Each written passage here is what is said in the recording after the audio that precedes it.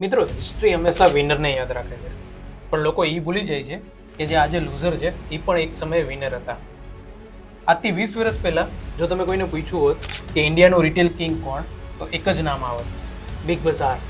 અને જો ત્યારે કોઈ તમને એમ કહે કે ડીમાર્ટ એના કરતાં પણ મોટી રિટેલ બ્રાન્ડ બનશે, તો કોઈ બિલીવ ના કરે. કારણ કે એ સમયે બિગ બઝાર પાસે બધું હતું, બ્રાન્ડ, કસ્ટમર, સ્ટોર, હેડલાઇન. પણ તો પણ આજે 20 વર્ષ પછી એક કંપની શટડાઉન થઈ ગઈ છે અને ડીમાર્ટ ઇન્ડિયાનું નંબર 1 રિટેલ બ્રાન્ડ છે.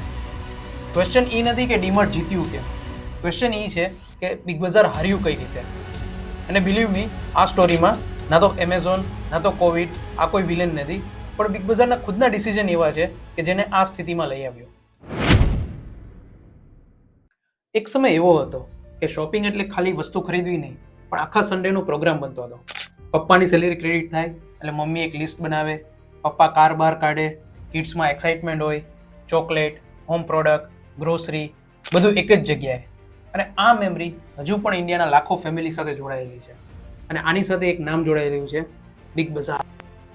બિગ બઝાર એટલે વીકેન્ડ આવે એટલે પાર્કિંગ ફૂલ હોય, બિલિંગમાં કસ્ટમરોની લાંબી લાઈન હોય, લોકો કઈ વસ્તુ લીધી એના કરતાં ડિસ્કાઉન્ટ વિશે વધારે વાત કરતા હતા. શોપિંગનો એક્સપિરિયન્સ એકદમ રીડિફાઇન કરતો હતો. પણ બિગ બઝારનું ડિસ્કશન કોઈ એક સ્ટોરથી નહોતું થયું, પણ એક ક્વેશ્ચનથી થયું હતું. અને આ ક્વેશ્ચન પૂછ્યો હતો કિશોર બિયાનીએ. એને એક ઓબ્ઝર્વ કર્યું કે ઇન્ડિયન કન્ઝ્યુમરને જોઈએ છે શું. મિત્રો, યાદ કરો, 2000 પહેલાં ના તો એમેઝોન, ના ફ્લિપકાર્ટ, બ્લિંકિટ, ઝેપ્ટો આ કાંઈ ન હતું. અને રિટેલમાં કપડાં માટે અલગ માર્કેટ, વેજીટેબલ માટે અલગ માર્કેટ, ગ્રોસરી માટે અલગ માર્કેટ, આખું અનઓર્ગેનાઇઝ સેક્ટર હતો. અને ત્યાં એમણે જોયું કે જો ઇન્ડિયન કન્ઝ્યુમરને થોડીક વેલ્યુ આપવામાં આવે અને કન્વિનિયન્સ આપવામાં આવે તો એક થોડા પૈસા વધુ પણ ખર્ચવા રેડી થઈ જાય છે. અને બસ પછી જ આ જ ઓબ્ઝર્વેશનને 2001માં રિયાલિટીમાં કન્વર્ટ કરવામાં આવ્યું અને જન્મ થયો બિગ બઝારનો. મિત્રો, બિગ બઝાર આવતા જ ઇન્ડિયન મિડલ ક્લાસે પહેલી વાર કપડાં, હોમ પ્રોડક્ટ, ગ્રોસરી આ બધું એક જ છત નીચે જોયું અને એક શોપિંગ એક્સપિરિયન્સ ડિફાઇન કર્યો. મિત્રો, બિગ બઝાર ખાલી પ્રોડક્ટ નહોતું વેચતું, પણ એ ટાઈમ અને કન્વિનિયન્સ વેચતું હતું. અને આ જ વસ્તુ એમની સૌથી મોટી સ્ટ્રેન્થ હતી. બીજું, કિશોર બેને ઓબ્ઝર્વ કર્યું કે ઇન્ડિયન કન્ઝ્યુમરને ડિસ્કાઉન્ટ વધારે ગમે છે. એટલે દુકાનની બહાર જો સેલનું બોર્ડ હશે, ડિસ્કાઉન્ટનું બોર્ડ હશે, તો કન્ઝ્યુમરને એ વસ્તુ જોતી હશે કે નહીં, તો પણ એ એકવાર દુકાનની અંદર જરૂર આવશે.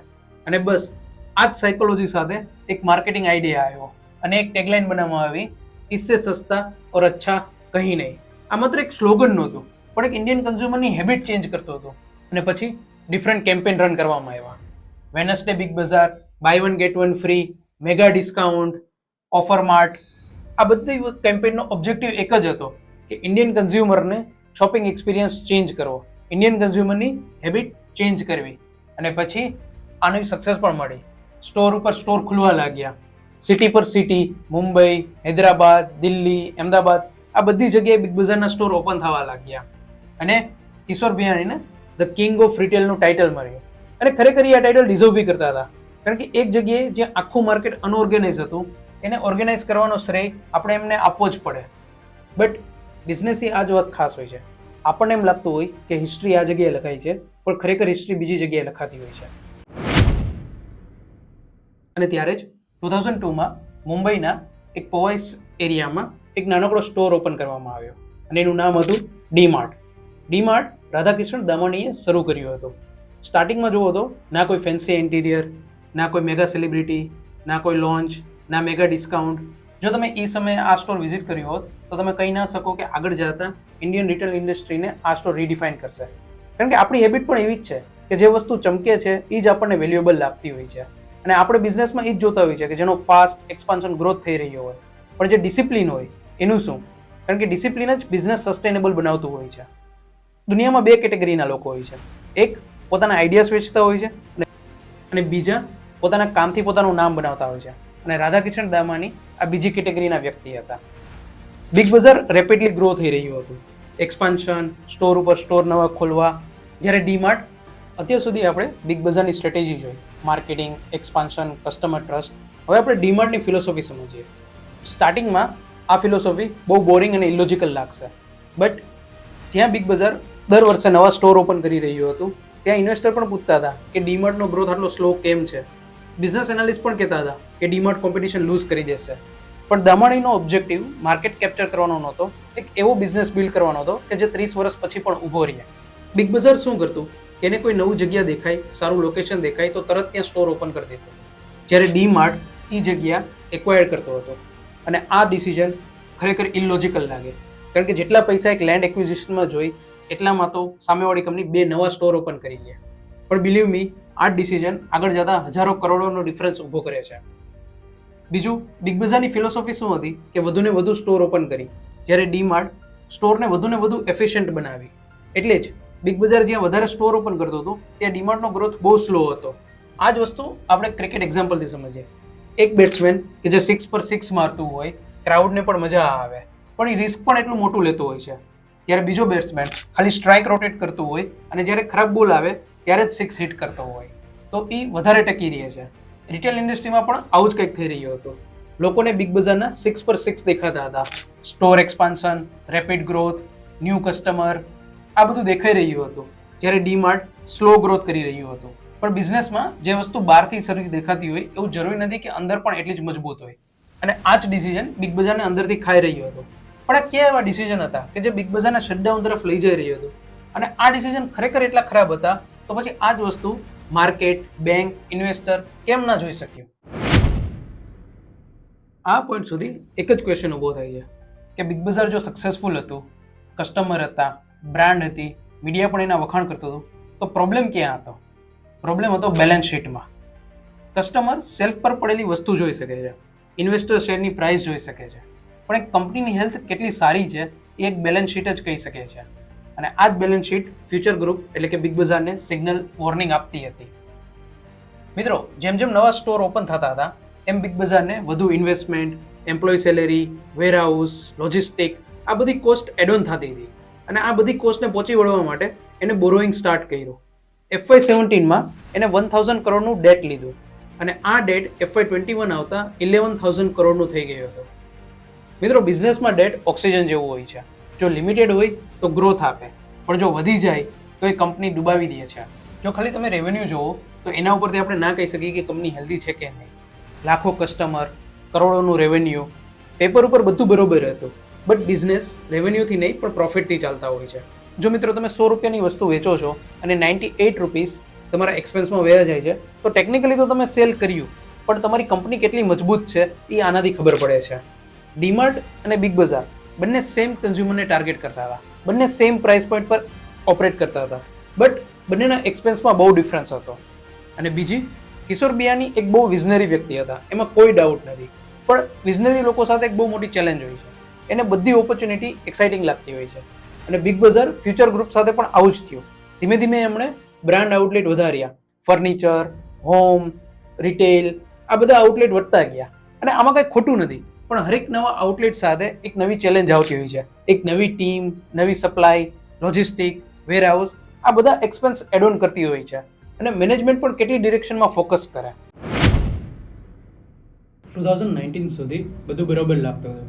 હજી પણ ફ્યુચર ગ્રુપ પાસે કસ્ટમર આવતા હતા, સ્ટોર ઓપન હતા, ફેસ્ટિવલ સિઝન ચાલુ હતી, બહારથી બધું જ નોર્મલ લાગતું હતું, પણ અંદરથી ફ્યુચર ગ્રુપ પ્રોપર નહોતો. અને પછી 2020 આવ્યું. માર્ચ 2020માં નેશન વાઇડ લોકડાઉન લાગ્યું. पूरे देश में आज रात 12 बजे से संपूर्ण देश में संपूर्ण लॉकडाउन होने जा रहा है. રોડ ખાલી, મોલ બંધ, શોપ બંધ, અને આ ઇન્ટરેસ્ટ વધુ ક્રિએટ કરવાનું, કારણ કે ફ્યુચર ગ્રુપ પાસે ઓલરેડી FY20 સુધીમાં 12000 કરોડનું ડેટ હતું અને આ ડેટનું પ્રેશર હવે વધવા લાગ્યું. ઇન્ટરેસ્ટ, વેરહાઉસ, એમ્પ્લોય સેલેરી, આ બધું વધુ એડોન ને એડોન થવા લાગ્યું અને આનાથી વધારે દેખાવા માંડ્યું. લોકડાઉન ઓપન થયું, ધીમે ધીમે બધું ખુલ્યું, પણ હવે કસ્ટમર બિહેવિયર બદલાઈ ગયું હતું. લોકો ખાલી એસેન્શિયલ વસ્તુ જ લેતા હતા, બિનજરૂરી ખર્ચા લોકો અવોઇડ કરતા હતા. આના લીધે ફ્યુચર ગ્રુપ પર વધારે પ્રેશર આવવા માંડ્યું.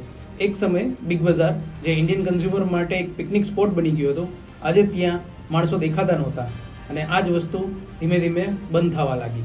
બિગ બજારમાં હવે ફૂટફોલ ઓછા થવા લાગ્યા હતા, સેલ્સ ઓછું, કસ્ટમર ઓછા અને રેવન્યુ ડે બાય ડે ઘટી રહ્યો હતો. અને ત્યારે જ એક ન્યૂઝ આવી કે ફ્યુચર ગ્રુપ પોતાનું રિટેલ બિઝનેસ રિલાયન્સ રિટેલને વેચવા માટે રેડી છે અને આ ડીલ લગભગ 24,700 કરોડની હતી. ઓલમોસ્ટ બધું નક્કી જ હતું. લોકો પણ રાહતની શ્વાસ લેતા હતા કે કદાચ કંપની બચી જશે. પણ ત્યાં જ બીજો પ્લેયર માર્કેટમાં આવે છે, એમેઝોન. એમેઝોનની પહેલેથી જ ફ્યુચર ગ્રુપ સાથે પાર્ટનરશિપ હતી અને એ આ ડીલનો વિરોધ કરે છે અને પછી કોર્ટ કેસ, અપીલ અને ડીલ હોલ્ડ ઉપર રહે. આનાથી ફ્યુચર ગ્રુપ ઉપર વધારે પ્રેશર આવવા માંડ્યું અને પછી દિવસે દિવસે સ્ટોર બંધ થવા લાગ્યા.